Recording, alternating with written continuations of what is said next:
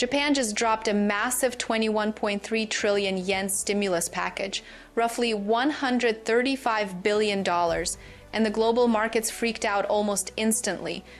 The yen slid to its weakest level in months. Long-term Japanese bonds spiked to levels nobody's seen since the 92nds, and traders started watching Tokyo like a pressure cooker about to explode.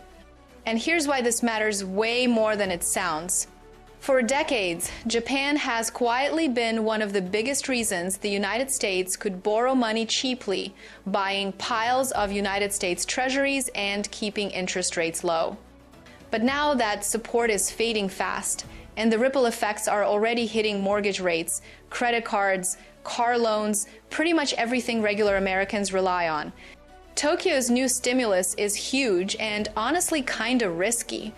Out of the whole 21.3 trillion yen plan, about 115 billion is coming straight out of Japan's general account, way more than last year. They're rolling out help for rising prices, like local food support, gas and electricity subsidies, and even direct payments, $45 to every household for energy, and one-time $130 checks per kid to help parents breathe a little. They're also cutting taxes, pushing a 10-year plan to revive shipbuilding, and ramping up defense spending to hit 2% of GDP, something Japan hasn't even come close to in modern history. But the second Japan announced this monster plan, the world basically said, "Hold up, how are you going to pay for all this?" The yen tanked, bond yields shot up, and investors started pulling away because Japan now has to issue a ton of new debt, way more than last year, and demand for their super long bonds is already shaky. Traders even compared it to the UK's bond meltdown in 2022 when the market went into full panic mode. Japan isn't the UK, but the ingredients are weirdly similar. And here's where things really get messy.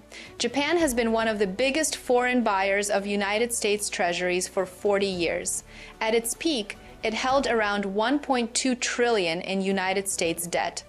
But now Japanese investors are selling. In the last quarter alone, they dumped around 62 billion in United States treasuries. That's not a routine adjustment, that's a "we're pulling back" signal. And when Japan steps back, borrowing gets more expensive for everybody. Mortgage rates that used to sit near 2.6% are now hovering around 7%. Credit cards are at all-time highs. Car loans are getting brutal. And that's before we even talk about the yen carry trade, the quiet beast that's been pumping money into global markets for years. Investors borrow cheap yen, throw it into higher return assets like United States stocks, emerging markets, even crypto, and as long as rates in Japan are low and the yen stays chill, everything works. But now yields in Japan are spiking, the yen is swinging around like crazy, and if the currency strengthens too fast, all those investors have to unwind positions at the same time. We already saw a taste last year when the S&P 500 dropped 3% in one day for basically no reason except yen pressure.